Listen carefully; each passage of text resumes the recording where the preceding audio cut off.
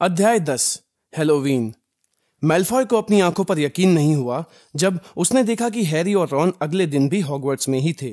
वे थके हुए परंतु पूरी तरह से खुश दिख रहे थे। वास्तव में अगली सुबह तक हैरी और रॉन सोच रहे थे कि 3 सिर वाले कुत्ते से मुलाकात एक बहुत अच्छा रोमांचक अभियान था और वे इसी तरह का एक आध और रोमांचक काम करने के लिए उत्सुक थे। इस बीच हैरी ने रॉन को उस पैकेट के बारे में बता दिया जिसे शायद ग्रिंगॉट से निकालकर हॉगवर्ट्स में रखा गया था। वे काफी समय तक सोचते रहे कि आखिर ऐसी कौन सी चीज हो सकती है जिसे इतनी भारी सुरक्षा की जरूरत थी। वह सचमुच या तो कीमती होगी या खतरनाक, रॉन ने कहा। या दोनों ही, हैरी बोला। परंतु वे विश्वास के साथ सिर्फ इतना ही कह सकते थे कि वह रहस्यमय वस्तु लगभग 2 इंच लंबी थी और जब तक उन्हें कोई और सुराग न मिल जाए तब तक वे इसे ज्यादा अंदाजा लगाने की स्थिति में नहीं थे। न तो नेविल ने और न ही हरमाइनी ने इस बात के बारे में जरा सी भी रुचि दिखाई कि कुत्ते और चोर दरवाजे के पीछे क्या छुपा हो सकता था। नेविल तो सिर्फ इतना जानता था कि वह दोबारा उस कुत्ते के पास कभी नहीं जाएगा। हरमाइनी ने अब हैरी और रॉन से बोलचाल बंद कर दी थी, परंतु चूंकि वह मैं सब कुछ जानती हूं किस्म की थी, इसलिए उन्हें इसमें भी अपना फायदा नजर आया। वे अब सिर्फ इतना चाहते थे कि मैल्फॉय से किसी तरह से बदला ले सकें और उन्हें तब खुशी हुई जब 1 सप्ताह बाद ही एक ऐसी चीज डाक से आई। जब उल्लू हमेशा की तरह बड़े हॉल में घुसे तो सबका ध्यान एक लंबे और पतले पैकेट पर गया जिसे 6 बड़े घुघू उठाकर ला रहे थे। हर एक की तरह हैरी की रुचि भी यह देखने में थी कि इस बड़े से पैकेट में क्या था। उसे बहुत आश्चर्य हुआ जब घुघू नीचे आए और उन्होंने पैकेट को उसी के सामने पटक दिया। पैकेट के गिरने से उसका नाश्ता फर्श पर गिरा। घुघू अभी उड़कर रास्ते से हटे भी नहीं थे कि तभी एक और उल्लू वहां आया और उसने पैकेट के ऊपर एक चिट्ठी टपका दी। यह अच्छा रहा कि हैरी ने चिट्ठी को पहले खोला, क्योंकि उसमें लिखा था, पैकेट को टेबल पर मत खोलना। इसमें तुम्हारी नई निम्बस 2000 है, परंतु मैं नहीं चाहती कि यह बात सबको पता चल जाए कि तुम्हें जादुई झाड़ू मिल गई है, वरना उन सब की इच्छा होने लगेगी। ओलिवर वुड तुम्हें आज रात को 7 बजे क्विडिच पिच पर मिलेगा, जहां तुम पहली बार इस खेल को सीखोगे। Professor M McGonagall. हैरी ने जब यह चिट्ठी रॉन को पढ़ने दी तो उसकी खुशी छुपाए नहीं छुपी। निम्बस 2000! रॉन ने ईर्ष्या से कहा। मैंने आज तक तो उसे छुआ भी नहीं है। वे हॉल से जल्दी चले गए, क्योंकि वे अपनी क्लास के पहले अकेले में जादुई झाड़ू खोलकर देखना चाहते थे। अभी वे प्रवेश हॉल से आधी दूरी पर ही पहुंच पाए थे कि तभी उन्होंने देखा कि ऊपर जाने वाली सीढ़ियों पर क्रैब और गॉयल रास्ता रोक कर खड़े थे। मैल्फॉय ने हैरी से पैकेट छीन लिया और उसे उंगलियों से टटोला। यह तो जादुई झाड़ू है, उसने कहा और उसे हैरी की तरफ फेंकते हुए ऐसा चेहरा बनाया जिस पर ईर्ष्या और नफरत के मिले जुले भाव थे। इस बार तो तुमने हद पार कर दी है पॉटर। फर्स्ट ईयर के विद्यार्थियों को जादुई झाड़ू रखना मना है। रॉन अपने आप को रोक नहीं पाया। यह कोई पुरानी जादुई झाड़ू नहीं है, उसने कहा। यह तो नई निम्बस 2000 है। तुमने क्या कहा था कि तुम्हारे घर पर कौन सी जादुई झाड़ू है? कॉमेट 260? रॉन ने हैरी की तरफ दांत निकालते हुए कहा। कॉमेट में तड़क भड़क तो होती है, परंतु वह निम्बस इतनी अच्छी नहीं होती। इस बारे में तुम क्या जानो वीजली? तुम तो इसका आधा हैंडल भी नहीं खरीद सकते। मैल्फॉय ने पलटकर जवाब दिया। मुझे लगता है कि तुम्हें और तुम्हारे भाइयों को तो पाई पाई जोड़कर इसकी एक एक डंडी खरीदनी पड़ेगी। इससे पहले कि रॉन जवाब दे पाए, प्रोफेसर फ्लिटविक मैल्फॉय की कोहनी के पास खड़े थे। जगह तो नहीं रहे बच्चों? उन्होंने पूछा। पॉटर को किसी ने जादुई झाड़ू भेजी है प्रोफेसर, मैल्फॉय ने जल्दी से कहा। हाँ हाँ सही है, प्रोफेसर फ्लिटविक ने हैरी की तरफ मुस्कुरा कर देखते हुए कहा। प्रोफेसर मैकगोनागल ने मुझे विशेष परिस्थितियों के बारे में बताया था पॉटर। और यह कौन सा मॉडल है? निम्बस 2000 सर, हैरी ने कहा। मैल्फॉय के चेहरे पर दहशत के भाव देखकर हैरी से अपनी हंसी नहीं रोकी जा रही थी। और सच कहा जाए सर तो मुझे मैल्फॉय को धन्यवाद देना चाहिए, क्योंकि उसी की वजह से मुझे यह मिली है, उसने आगे कहा। हैरी और रॉन ऊपर की मंजिल की तरफ चल पड़े। मैल्फॉय के गुस्से और उलझन को देखकर वे अपनी हंसी दबाने की कोशिश कर रहे थे। जब वे संगमरमर की सीढ़ियों के ऊपर पहुंचे तो हैरी ने हंसते हुए कहा, और क्या, यह सच ही तो है। अगर उसने नेविल को भूल न जाना नहीं चुराया होता तो मैं टीम में नहीं होता। तो तुम्हें लगता है कि यह नियम तोड़ने का इनाम है? उनके ठीक पीछे से गुस्से भरी आवाज आई। हरमाइनी सीढ़ियों पर पैर पटकते हुए आ रही थी और हैरी के हाथ में रखे पैकेट को चिढ़कर देख रही थी। मैं तो समझ रहा था कि आप हमसे बात नहीं कर रही थी, हैरी ने कहा। हाँ, अब ऐसा करना बंद मत कीजिए, रॉन ने कहा। इससे हमारा बहुत भला हो रहा है। हरमाइनी हवा में अपनी नाक तानकर पैर पटकती हुई चली गई। उस दिन हैरी का मन क्लास में नहीं लग रहा था। उसका मन तो अपने कमरे में ही भटक रहा था, जहां उसकी नई जादुई झाड़ू बिस्तर के नीचे पड़ी हुई थी। या फिर उसका मन क्विडिच की पिच की तरफ भटक रहा था, जहां उस रात क्विडिच सीखने वह जाने वाला था। उसने शाम को फटाफट अपना डिनर खाया और उसे यह भी नहीं पता था कि वह क्या खा रहा था। फिर वह रॉन के साथ तेजी से दौड़कर ऊपर की मंजिल पर गया, ताकि आखिरकार वह अपनी निम्बस 2000 खोलकर देख सके। जब जादुई झाड़ू हैरी के बिस्तर पर खुलकर बाहर आई तो रॉन के मुंह से आह निकल गई। वाह! हैरी जादुई झाड़ुओं के बारे में ज्यादा नहीं जानता था, परंतु उसे भी यह बेहतरीन लगी। पतली और चिकनी जादुई झाड़ू पर महोगनी का हैंडल लगा था, साफ और सीधी टहनियों की लंबी पूंछ थी और ऊपर की तरफ सुनहरे शब्दों में लिखा था निम्बस 2000। जब 7 बजे का समय पास आया तो हैरी महल से निकला और धुंधलके में क्विडिच पिच की तरफ चल दिया। वह इससे पहले कभी स्टेडियम में नहीं आया था। पिच के चारों तरफ सीटें सैकड़ों स्टैंड्स में उठी हुई थीं, ताकि दर्शक इतनी ऊंचाई पर रहें जहां से वे देख सके कि क्या हो रहा था। पिच के दोनों सिरों पर 3 सुनहरे खंबे थे, जिनके कोने में रिंग लगे थे। उन्हें देखकर हैरी को प्लास्टिक की वे छोटी छड़ियां याद आ गईं, जिनसे बच्चे बुलबुले निकालते थे। फर्क सिर्फ इतना था कि यह खंबे 50 फुट ऊंचे थे। हैरी उड़ने के लिए इतना उतावला था कि उससे वुड का इंतजार नहीं करते बना। वह अपनी जादुई झाड़ू पर चढ़ा और जमीन पर पैर मारे। क्या एहसास था! वह गोलपोस्ट के अंदर और बाहर उड़ता रहा और फिर पिच पर इधर उधर तेजी से चक्कर लगाता रहा। निम्बस 2000 उसके हल्के इशारे पर मुड़ जाती थी। अरे पॉटर, नीचे उतरो। ओलिवर वुड आ चुका था। उसकी बाह में लकड़ी का एक बड़ा बक्सा दबा था। हैरी उसके पास जमीन पर उतर आया। बहुत बढ़िया, वुड ने कहा और उसकी आंखें चमक रही थीं। मैं समझ सकता हूं मैगोनिगल का क्या मतलब था। तुम में सचमुच पैदाइशी प्रतिभा है पॉटर। मैं आज शाम तुम्हें सिर्फ नियम सिखाऊंगा। इसके बाद तुम्हें सप्ताह में 3 दिन टीम के साथ प्रैक्टिस करनी होगी। उसने बक्सा खोला। अंदर 4 अलग अलग आकार की गेंदें थी। देखो, वुड ने कहा, क्विडिच को समझना बहुत आसान है, हालांकि इसे खेलना उतना आसान नहीं है। हर टीम में 7 खिलाड़ी होते हैं। इनमें से 3 को धावक कहा जाता है। 3 धावक, हैरी ने दोहराया, जब वुड ने फुटबॉल के आकार की एक चमकीली लाल गेंद बाहर निकाली। वुड ने कहा, इसे तूफान कहते हैं। धावक तूफान को एक दूसरे को देते हैं और कोशिश करते हैं इसे रिंग में डालकर गोल कर दें। तूफान के रिंग में जाने के बाद हर बार 10 पॉइंट मिलते हैं। समझ गए? धावक तूफान को फेंकते हैं और स्कोर करने के लिए इसे रिंग में डालते हैं, हैरी ने दोहराया। तो यह एक तरह से बास्केटबॉल है, जो जादुई झाड़ू पर सवार होकर 6 रिंगों के साथ खेला जाता है ना? बास्केटबॉल क्या होता है? वुड ने उत्सुकता से पूछा। कुछ नहीं, हैरी ने जल्दी से कहा। अब दोनों टीमों में एक और खिलाड़ी होता है जिसे रक्षक कहते हैं। मैं गरुड़द्वार का रक्षक हूं। अपने रिंग के चारों तरफ उड़ता हूं और दूसरी टीमों को स्कोर करने से रोकता हूं। 3 धावक, 1 रक्षक, हैरी ने कहा, जो सब कुछ याद रखने के इरादे से आया था। और वे तूफान के साथ खेलते हैं। ठीक है, मैं इतना समझ गया। तो बाकी गेंदें किस लिए हैं? उसने बक्से में रखी बाकी 3 गेंदों की तरफ इशारा किया। अभी बताता हूं, वुड ने कहा। इसे पकड़ो। उसने हैरी को एक छोटा सा डंडा दिया जो कुछ कुछ बेसबॉल के बल्ले की तरह था। अब मैं तुम्हें बताऊंगा कि पहलवान क्या करते हैं, वुड ने कहा। इन दोनों गेंदों को पहलवान कहते हैं। उसने हैरी को एक जैसी 2 गेंदें दिखाई, जो पूरी तरह काली थीं और लाल तूफान से थोड़ी छोटी थीं। हैरी ने देखा कि वे उन रस्सियों से बाहर आने के लिए छटपटा रही थीं, जिनकी वजह से वे बक्से के अंदर बंद थीं। पीछे हट जाओ, वुड ने हैरी को चेतावनी दी।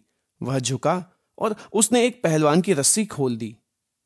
काली गेंद तत्काल हवा में ऊपर उठी और फिर सीधे हैरी के चेहरे की तरफ नीचे झपटी। अपनी नाक टूटने के खतरे से बचने के लिए हैरी ने उसे बल्ले से मारा और गेंद एक बार फिर हवा में सनसनाती चली गई। वह उनके सिर के ऊपर चारों तरफ चक्री की तरह कुछ देर घूमी और फिर वुड की तरफ झपटी, जो बचता हुआ उसके ऊपर कूदा और उसे जमीन पर गिराकर पकड़ लिया। देखा? वुड हाँफ रहा था। जूझ रहे पहलवान को उसने वापस बक्से में बंद किया और सुरक्षित तरीके से बांध दिया। पहलवान चारों तरफ रॉकेट की तरह घूमते हैं और खिलाड़ियों को उनकी झाड़ू से गिराने की कोशिश करते हैं। इसलिए हर टीम में 2 मारक होते हैं। वीजली बंधु हमारे मारक हैं। यह उनका काम है कि वे पहलवानों से टीम को बचाएं और उन पर प्रहार करके उन्हें दूसरी टीम की तरफ भेजें। तो मुझे लगता है तुम सब समझ गए होगे। 3 धावक तूफान से स्कोर करने की कोशिश करते हैं। एक रक्षक गोल की रक्षा करता है। 2 मारक पहलवानों को अपनी टीम से दूर रखते हैं। हैरी ने दोहराया। बहुत अच्छे, वुड ने कहा। वैसे क्या पहलवानों ने कभी किसी को जान से मारा है? हैरी ने पूछा और वह कोशिश कर रहा था कि वुड को इस सवाल में उसके डर की छाया न दिखे। हॉगवर्ट्स में तो कभी ऐसा नहीं हुआ। यहाँ पर 2-1 के जबड़े टूटे हैं, पर इससे ज्यादा बुरा कुछ नहीं हुआ। अब टीम का आखिरी सदस्य है खोजी, यानी कि तुम, और तुम्हें पहलवान या तूफान के बारे में चिंता करने की कोई जरूरत नहीं है, जब तक कि वह मेरा सिर न फोड़ दें। चिंता मत करो, वीजली बंधु पहलवानों से निपटने के लिए काफी हैं। मेरा मतलब है कि वे खुद पहलवानों से कम नहीं हैं। वुड ने बक्से में हाथ डाला और चौथी तथा आखिरी गेंद को बाहर निकाला। तूफान और पहलवानों की तुलना में यह बहुत छोटी थी। बड़े अखरोट के आकार की यह गेंद चमकदार सुनहरी थी और इसमें फड़फड़ाते हुए चांदी के छोटे से पंख लगे थे। वुड ने कहा, यह रही सुनहरी गेंद, जो सबसे महत्वपूर्ण गेंद होती है। इसे पकड़ना बहुत मुश्किल होता है क्योंकि यह इतनी तेज है कि आसानी से नहीं दिखती। सुनहरी गेंद को पकड़ना खोजी का काम है। तुम्हें धावक, मारक, पहलवान और तूफान के बीच से होते हुए इसे पकड़ना है, इससे पहले कि दूसरी टीम का खोजी इसे पकड़ ले, क्योंकि जो खोजी सुनहरी गेंद को पकड़ता है वह अपनी टीम को 150 पॉइंट दिलाता है। इसलिए उसकी टीम लगभग हमेशा जीत जाती है। इसलिए खोजियों के खिलाफ बहुत ज्यादा फाउल होते हैं। क्विडिच का मैच तभी खत्म होता है जब सुनहरी गेंद पकड़ ली जाए, और यह मैच बरसों तक चल सकता है। मुझे लगता है कि रिकॉर्ड 3 महीने का है। उस मैच में बार बार रिजर्व खिलाड़ी उतारने पड़े थे ताकि खिलाड़ी कुछ देर सो सकें। तो ऐसा होता है क्विडिच। कोई सवाल? हैरी ने अपना सिर हिलाया। वह समझ गया था कि उसे क्या करना था। समस्या बस उसे करने में थी। हम इस वक्त सुनहरी गेंद के साथ प्रैक्टिस नहीं करेंगे, वुड ने गेंद को सावधानी से बक्से में बंद करते हुए कहा। अंधेरा हो गया है, यह गुम हो सकती है। इसके बजाय हम इनसे प्रैक्टिस करते हैं। उसने अपनी जेब से गोल्फ की साधारण गेंदों का बैग निकाला तथा कुछ मिनट बाद वह और हैरी हवा में उड़ रहे थे। वुड जितनी तेजी से गोल्फ बॉल फेंक सकता था, हर दिशा में फेंक रहा था ताकि हैरी उसे पकड़ सके। हैरी ने हर गेंद पकड़ ली और वुड बहुत खुश था। आधे घंटे बाद सचमुच रात हो गई और उन्हें अपना खेल बंद करना पड़ा। जब वे महल की तरफ लौट रहे थे तो वुड ने खुशी से चहकते हुए कहा, इस साल क्विडिच कप पर हमारा नाम लिखा होगा। मुझे हैरानी नहीं होगी अगर तुम चार्ली वीजली से भी अच्छे खिलाड़ी निकलो। और यह कोई छोटी बात नहीं है, क्योंकि अगर चार्ली ड्रैगनों के पीछे नहीं गया होता तो वह इंग्लैंड के लिए खेल सकता था। सप्ताह में 3 दिन हैरी शाम को क्विडिच की प्रैक्टिस करता था, और होमवर्क तो रोज ही करना पड़ता था। शायद इसलिए वह इतना व्यस्त रहता था कि उसे यह एहसास ही नहीं हुआ कि उसे हॉगवर्ट्स आए 2 महीने हो चुके थे। हैरी को यकीन नहीं हो रहा था। महल में उसे अपने घर की तरह ही लगने लगा था, जबकि प्राइवेट ड्राइव में उसे ऐसा कभी नहीं लगा था।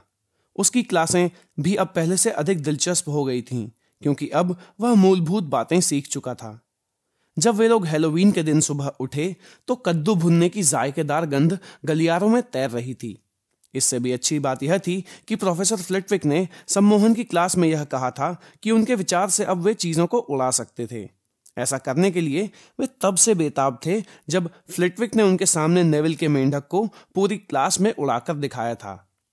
प्रोफेसर फ्लिटविक ने प्रैक्टिस करने के लिए क्लास में उनकी जोड़ियां बना दी। हैरी का पार्टनर सीमस फिनिगन था, जो राहत की बात थी क्योंकि नेविल उसका ध्यान खींचने की कोशिश कर रहा था। बहरहाल रॉन को हरमाइनी ग्रेंजर के साथ काम करना पड़ा। यह बताना मुश्किल था कि इस वजह से रॉन ज्यादा गुस्सा था या हरमाइनी।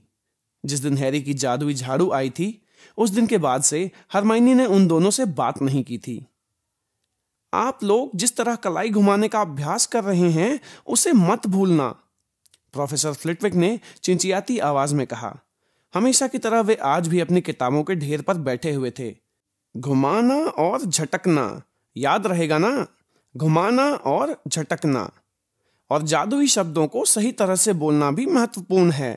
बेरुफियो नाम के जादूगर को कभी मत भूलना, जिसने एफ के बजाय एस कह दिया था, और नतीजा यह हुआ कि अगले ही पल वह जमीन पर पड़ा था और उसके सीने पर एक भैंसा खड़ा था।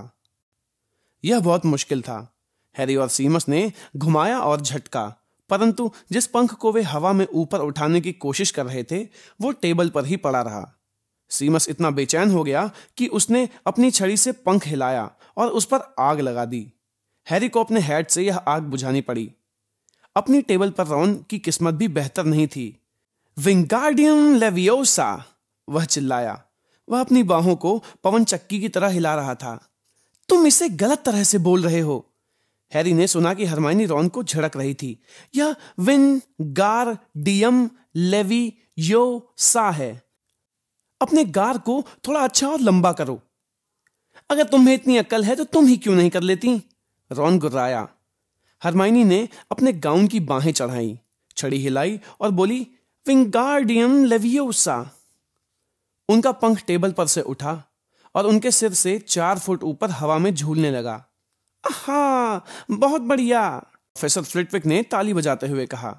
सब लोग देखो, मिस ग्रेंजर ने यह कर दिखाया है। क्लास खत्म होने तक रॉन बहुत बुरे मूड में आ गया था। जब वे भीड़ भरे गलियारे में रास्ता बनाने की कोशिश कर रहे थे तो रॉन ने हैरी से कहा, कोई हैरानी नहीं कि उसे कोई सहन नहीं कर पाता। सच पूछो तो वह किसी बुरे सपने की तरह है। किसी ने पास से गुजरते समय हैरी को धक्का दिया। यह हरमाइनी थी। हैरी को उसके चेहरे की एक झलक दिखी और वह यह देखकर हैरान हुआ कि उसकी आंखों में आंसू भरे थे। मुझे लगता है उसने तुम्हारी बात सुन ली। तो रॉन ने कहा, परंतु वह थोड़ा परेशान दिख रहा था। उसे यह एहसास होना चाहिए कि उसका कोई दोस्त नहीं है। हरमाइनी अगली क्लास में नहीं आई और पूरी दोपहर कहीं नहीं दिखी। जब हैलोवीन की दावत के लिए हैरी और रॉन बड़े हॉल में जाने के लिए नीचे उतर रहे थे तो पार्वती पाटिल और लेवेंडर की बातें उनके कानों में पड़ी। पार्वती लेवेंडर को बता रही थी कि हरमाइनी लड़कियों के बाथरूम में रो रही थी और चाहती थी कि उसे अकेला छोड़ दिया जाए। रॉन यह सुनकर अब और भी परेशान हो गया था, परंतु एक पल बाद ही वे बड़े हॉल में पहुंच गए जहां हैलोवीन की सजावट देखकर वे हरमाइनी को भूल गए। 1000 जिंदा चमगादड़ दीवारों और छत से फड़फड़ाते हुए आए, जबकि 1000 और चमगादड़ काले बादलों की तरह टेबलों के ऊपर मंडराते रहे, जिस वजह से कद्दुओं में रखी मोमबत्तियां हिलने लगीं। दावत अचानक सुनहरी प्लेटों में सामने आई, सत्र की शुरुआती दावत की ही तरह। हैरी अपनी प्लेट में एक भुना आलू रख रहा था कि तभी प्रोफेसर क्विरल हॉल में दौड़ते हुए आए। उनकी पगड़ी अस्त व्यस्त थी और उनके चेहरे पर दहशत के भाव थे। सबका ध्यान उन्हीं की तरफ था जब वे प्रोफेसर डंबलडोर की कुर्सी के पास पहुंचे और टेबल पर हाथ टिकाकर हाँफते हुए बोले, दैत्य तहखाने में घुस आया है, सोचा आपको बता देना चाहिए। फिर वे बेहोश होकर फर्श पर लुढ़क गए। हंगामा मच गया। सबको शांत करने के लिए प्रोफेसर डंबलडोर को अपनी छड़ी से कई बैंगनी पटाखे फोड़ने पड़े। प्रीफेक्ट, वे गरजे, अपने अपने हाउस को तत्काल उनके कमरों में ले जाइए। पर्सी तुरंत सक्रिय हो गया। मेरे पीछे पीछे आओ, इकट्ठे रहो फर्स्ट ईयर। अगर तुम मेरे आदेशों का पालन करोगे तो दैत्य से डरने की कोई जरूरत नहीं है। मेरे ठीक पीछे आओ, जल्दी, रास्ता छोड़िए, फर्स्ट ईयर के बच्चे आ रहे हैं। माफ कीजिए, मैं प्रीफेक्ट हूं। दैत्य कैसे अंदर घुस सकता है? हैरी ने सीढ़ियां चढ़ते हुए पूछा। मुझे क्या पता, वे सचमुच मूर्ख होते हैं, रॉन ने कहा। शायद पीव्स ने उसे अंदर घुसाकर हैलोवीन का मजाक किया हो। वे अलग अलग दिशाओं में तेजी से भागते हुए कई लोगों के समूहों के पास से गुजरे। जब वे मेहनतकश के परेशान हाल बच्चों की भीड़ के बीच से जा रहे थे तो हैरी ने अचानक रॉन का हाथ पकड़ लिया। मुझे अभी अभी ख्याल आया है, हरमाइनी। हरमाइनी? उसे दैत्य के बारे में नहीं पता है। रॉन ने अपना होंठ काट लिया। अच्छा ठीक है, उसने जवाब दिया, परंतु पर्सी की नजर से बचाकर। नीचे झुकते हुए वे लोग मेहनतकश के बच्चों में मिल गए जो दूसरी दिशा में जा रहे थे। फिर वे एक सूने गलियारे में चल दिए और इसके बाद तेजी से लड़कियों के बाथरूम की तरफ बढ़ने लगे। वे अभी मोड़ पर मुड़े ही थे कि तभी उन्हें अपने पीछे तेजी से आ रहे कदमों की आवाज सुनाई दी। पर्सी, रॉन फुसफुसाया और उसने हैरी को पत्थर के एक बड़े गरुड़ के पीछे खींच लिया। उन्होंने गरुड़ के पीछे से झांक कर देखा कि पीछे आने वाला पर्सी नहीं बल्कि स्नेप था। वह गलियारे से गुजरा और उनकी निगाहों से ओझल हो गया। वह यहां क्या कर रहा है? हैरी बुदबुदाया। वह बाकी टीचर्स के साथ तहखाने में क्यों नहीं गया? मुझे क्या पता। बिना कोई आवाज किए वे स्नेप के ओझल होते कदमों के पीछे पीछे अगले गलियारे में आगे बढ़े। स्नेप तीसरी मंजिल की तरफ जा रहा है, हैरी ने कहा, परंतु रॉन ने अपना हाथ उठाया। क्या तुम्हें बदबू आ रही है? हैरी ने सांस खींची और उसकी नाक में तेज बदबू घुसी। पुराने मोजों और कभी ना साफ होने वाले सार्वजनिक टॉयलेट की बदबू जैसे एक साथ आ रही हूं। और फिर उन्होंने एक आवाज सुनी, एक धीमी गुर्राहट और दैत्याकार कदमों के घिसटने की आहट। रॉन ने इशारा किया। बाईं तरफ के गलियारे के छोर पर कोई बड़ी सी चीज उनकी तरफ बढ़ रही थी। वे छायाओं में छुप गए। एक दैत्याकार चीज चांद की रोशनी के टुकड़े में उभरी। बहुत भयानक दृश्य था। वह 12 फुट ऊंचा था। उसकी चमड़ी फीके ग्रेनाइट की तरह भूरी थी। उसका थुलथुल शरीर किसी खंभे की तरह था और उस शरीर के ऊपर छोटा सा गंजा सिर किसी नारियल की तरह लग रहा था। उसके छोटे पैर किसी पेड़ के तने की तरह मोटे थे और पंजे सपाट व कांटेदार। उसके पास से बहुत बुरी बदबू आ रही थी। वह एक बड़ा सा लकड़ी का मुदगर पकड़े था जो फर्श पर घिसट रहा था क्योंकि उसके हाथ बहुत लंबे थे। दैत्य एक दरवाजे के पास आकर रुका और उसने अंदर झांका। उसने अपने लंबे कान हिलाए और छोटे से दिमाग से कुछ सोचा और फिर वह झुककर कमरे में घुस गया। चाबी दरवाजे में लगी हुई है, हैरी बुदबुदाया। हम इसे अंदर बंद कर सकते हैं। बहुत बढ़िया विचार है, रॉन ने घबराते हुए कहा। वे खुले दरवाजे की तरफ धीमे धीमे बढ़े। उनके होंठ सूख रहे थे और वे भगवान से प्रार्थना कर रहे थे कि दैत्य बाहर न निकल आए। एक लंबी छलांग लगाकर हैरी ने चाबी पकड़ी, दरवाजा बंद किया और ताला लगा दिया। हाँ। अपनी सफलता से खुश होकर वे लोग गलियारे में वापस दौड़ने लगे, लेकिन अभी वे मोड़ तक पहुंचे ही थे कि उन्होंने कुछ सुना जिसके कारण उनके दिल धक रह गए थे। एक तेज डरी हुई चीख, और यह उसी कमरे से आ रही थी जिस पर उन्होंने अभी अभी ताला लगाया था। अरे नहीं, रॉन ने कहा, जो खूनी नवाब की तरह पीला पड़ गया था। वह लड़कियों का बाथरूम था, हैरी बोला। हरमाइनी, दोनों ने एक साथ कहा। वे यह काम बिल्कुल नहीं करना चाहते थे, परंतु उनके पास और कोई विकल्प भी तो नहीं था।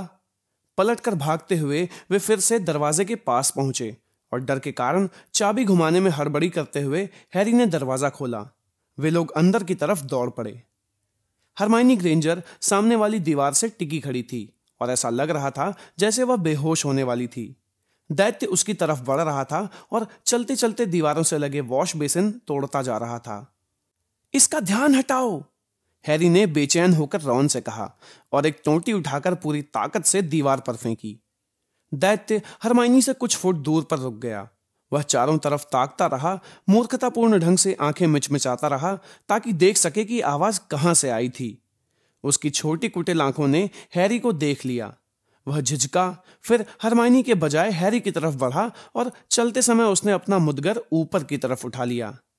अरे भोंदू कहीं के, रॉन कमरे के दूसरी तरफ से चीखा। उसने दैत्य पर धातु का एक पाइप फेंक कर मारा।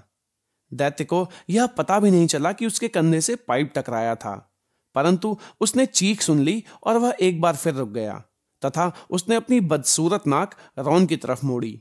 इस बीच हैरी को पलटकर भागने का मौका मिल गया।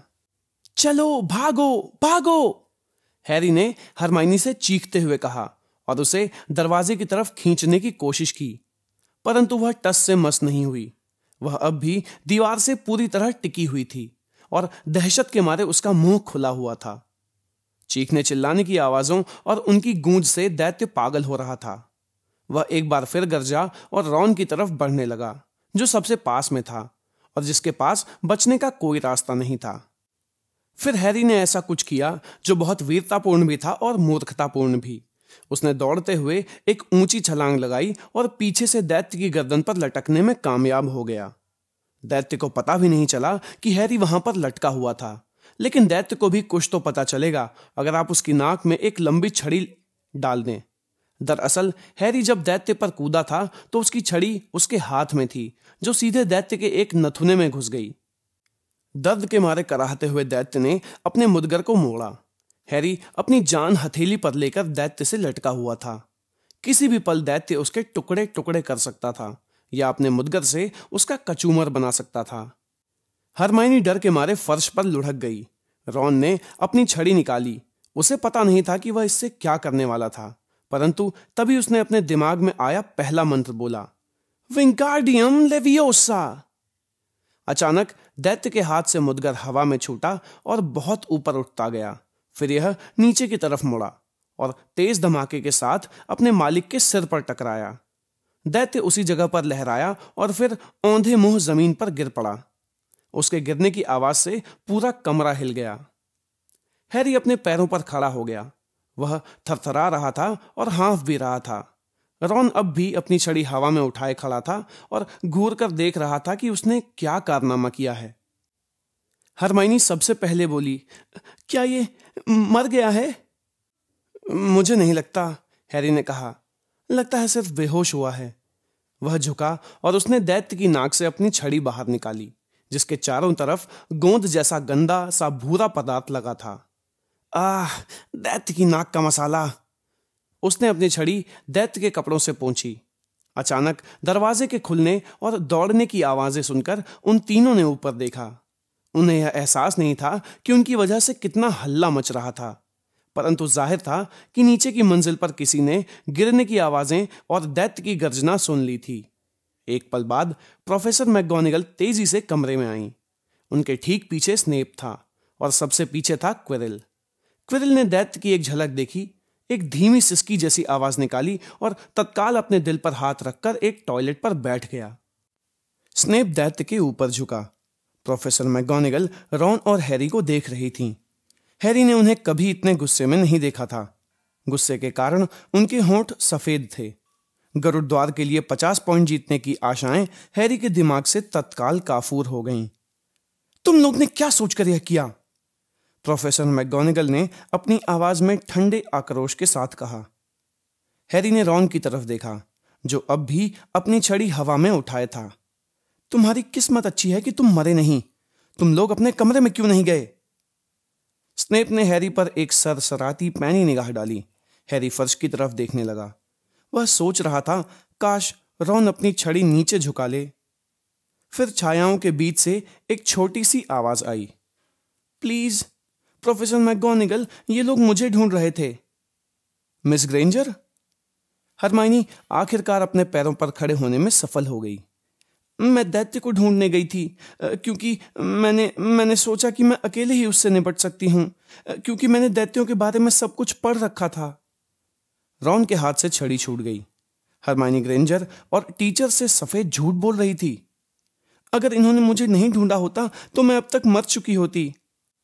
हैरी ने उस दैत्य की नाक में अपनी छड़ी घुसा दी और रॉन ने उसी के मुद्गर से उसे बेहोश कर दिया। इनके पास इतना समय नहीं था कि ये किसी और को ढूंढते और उसकी मदद लेते। जब ये लोग यहां आए तो दैत्य मुझे बस जान से मारने ही वाला था। हैरी और रॉन ने इस तरह दिखने की कोशिश की जैसे यह उनके लिए कोई नई बात नहीं थी। तो इस स्थिति में प्रोफेसर मैकगोनागल ने उन तीनों की तरफ घूरते हुए कहा, मिस ग्रेंजर, मूर्ख लड़की, तुमने यह कैसे सोच लिया कि तुम दैत्य से अकेले ही निपट सकती हो? हरमाइनी ने अपना सिर झुका लिया। हैरी के पास शब्द नहीं थे। हरमाइनी नियमों के खिलाफ कभी कुछ नहीं करती थी और यहां वही उन्हें मुसीबत से निकालने के लिए यह नाटक कर रही थी। यह तो वैसी ही बात हो गई जैसे स्नेप अचानक उन्हें मिठाई बांटने लगे। मिस ग्रेंजर, इसके लिए गरुड़द्वार के 5 पॉइंट काटे जाएंगे, प्रोफेसर मैकगोनागल ने कहा। मैं तुमसे बहुत निराश हूं। अगर तुम्हें चोट ना आई हो तो बेहतर होगा कि तुम सीधे गरुड़द्वार टावर में चली जाओ। विद्यार्थी अपने अपने हाउस में दावत के पकवान खा रहे हैं। हरमाइनी चली गई। प्रोफेसर मैकगोनागल हैरी और रॉन की तरफ मुड़ी। तो मैं अब भी यही कहूंगी कि तुम लोगों की किस्मत अच्छी थी, परंतु फर्स्ट ईयर के ऐसे बहुत कम विद्यार्थी होंगे जो किसी बड़े दैत्य का मुकाबला कर सकते हों। तुम दोनों ने गरुड़द्वार के लिए 5-5 पॉइंट जीते हैं। प्रोफेसर डंबलडोर को इसकी जानकारी दे दी जाएगी। अब तुम जा सकते हो। वे दोनों तेजी से कमरे के बाहर हो गए और तब तक कुछ नहीं बोले जब तक कि वे मंजिल के ऊपर नहीं पहुंच गए। दूसरी बातों को छोड़ भी दें तो भी दैत्य की बदबू से दूर आना अपने आप में बहुत बड़ी राहत थी। हमें 10 पॉइंट से ज्यादा मिलने चाहिए थे, रॉन ने शिकायत करते हुए कहा। तुम्हारा मतलब है 5 पॉइंट से ज्यादा, क्योंकि 5 तो हरमाइनी के कारण कम हो गए। यह उसने अच्छा किया कि हमें मुसीबत से बचाया, रॉन ने माना। ख्याल रहे हमने उसे बचाया था। अगर हमने उसे दैत्य के साथ उस ताले में बंद नहीं किया होता तो उसे बचाने की जरूरत ही नहीं पड़ती, हैरी ने उसे याद दिलाया। वे मोटी औरत की तस्वीर के सामने पहुंच गए। पिग स्नाउट, उन्होंने कहा और अंदर घुस गए। हॉल भरा हुआ था और वहां काफी हो हल्ला हो रहा था। हर कोई वह पकवान खाने में जुटा था जो उनके लिए ऊपर भेजे गए थे। बहरहाल दरवाजे के पास हरमाइनी अकेली खड़ी हुई थी और उनका इंतजार कर रही थी। कुछ देर तक बहुत अजीब सी खामोशी रही। फिर उन तीनों ने एक दूसरे की तरफ देखे बिना कहा धन्यवाद, और वे अपनी प्लेट उठाने के लिए तेजी से चल दिए। उसी पल से हरमाइनी ग्रेंजर उनकी दोस्त बन गई। कुछ चीजें ऐसी होती हैं जिन्हें एक साथ करने के बाद आप एक दूसरे को पसंद किए बिना नहीं रह सकते, और 12 फुट के दैत्य को बेहोश करना उनमें से एक है।